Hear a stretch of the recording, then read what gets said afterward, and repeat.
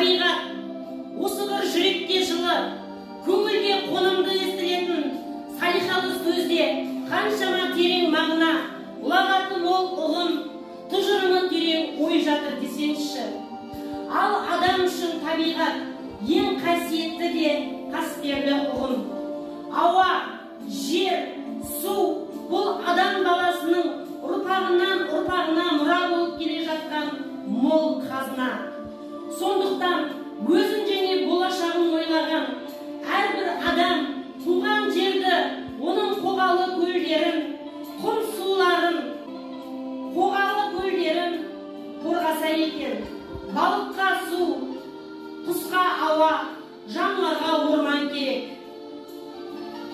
Мен су атынан сөйлеймін. Мен су, өмірдің мәні болған су, өмірдің сәні болған су. Мен адамзаттың әні болған су. Мен әлі де адамзатты бақытқа бөлеп, шаттыққа шалқыта бергім келеді. Мен әлі де тірі табиғатқа нәр беріп, сәнін келтіре бергім келеді. Алайда бұған менің шамам жетер емес. Бұған кім кінәлі? Мен қазір су емес, уға айналдым. Құрметті адамзат, сенің болашағың менің болашағым. Менің тазалығым сенің тазалығың. Менің өмірім сенің өмірің екендігін ұмытпасан екен. Сен соны мойындасан екен. Мен сендерге сенемін. Мен таза су болғым келеді. Тірі табиғатты улағым келмейді. Нәр бергім келеді. Мен тап-таза су болғым келеді. Мен ауа атынан сөйлеймін. Ауа тіршіліктің көзі. Ауасыз тіршілік жоқ деп жатады. Алайда сіздің күнделікті нәр алып отырған, дем алып отырған ауаларыңыз қандай? Бұрынғыдай саф таза ауа ма? Бірақ қайдан ондай болсын? Менен тазалық кеткелі қашан? Мені күнделікті құрап жатқан улы химикатты заттар, қаншама шаң тозаңдар араласып жатыр десеңізші. Мені жұтқан адам да ауру, жануар да ауру, тіршілік те ауру. Алайда мен бұндай ауру тіршілікті көргім келмейді. Адамға ақыл берсе, менде шара жоқ. Құрметті адамзат, менің барымда сен барсың. Менің барымда тіршілік бар. Соны ұмытпасан екен.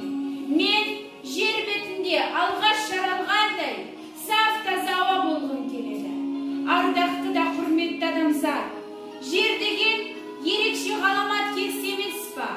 Мен жерден басқа ешбір жерде жоқпын. Мен бұрынғыдай саф таза ауа болғым келеді. Мен аурудың емес, тіршіліктің көзі болғым келеді. Мен топырақ, қара жердің кәрі топырағы. Мен бұны зор мақтанышпен айтатын едім. Мен топырақ болмасам, тірі табиғат деген қайдан болсын? Менің қойнауымдағы жәндіктеріме жануарлармай, менің төсімді жарып шыққан өсімдіктермай, топырақтан өмір иесі шығады, оны денен тиіп кетсе ұғады. Еңбегіңді есесімен беретін, жақсылықтар топырақтан шынығады. Сондықтан оны аялап күтейікші. Адамның екі анасы бар. Бірі туған анасы, екіншісі табиғат. Табиғатты аялайық. Мен жасыл бәйтерек, 100 жасаған жасымда не көрмедім? Біз, жасыл өсімдіктер, барлығымыз ауаны тазартушы болып келеміз. Адамзат үшін ішсе тамақ, кисе киім, басына баспана да болып бере аламыз. Шөлдей қалса сусын, ауыра қалса дәрі-дәрмек те бола аламыз. О жалған тамырларының ауырғаны-ай. Маған керек минералдының барлығын у басып алды. Топырақтан алар дымым жоқ. Қайран менің жапырақтарым. Сен улы газды өзіне қанша сіңірсен де, оттегіні ауаға қанша бөлсен де, сенің де қурайтын кезің келді-ау. Жалған күн тағы да бұлттан келеді. Тағы да төбемнен қышқыл жаңбыр селелейді-ау. Енді менің халім не болмақ? Сонда бұл адамзат ойланбайды екен? Су у болса, топырақ құрғақ қалса, мен қурап қалсам, адамзаттың халі не болмақ?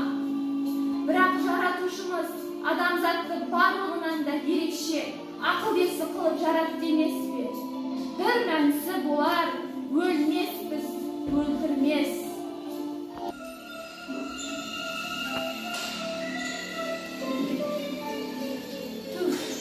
Қай гүлге барып қонсам екен, қайда барып тоқтасақ болады? Мынау арал ма? Аралдан заман кеткелі қашан.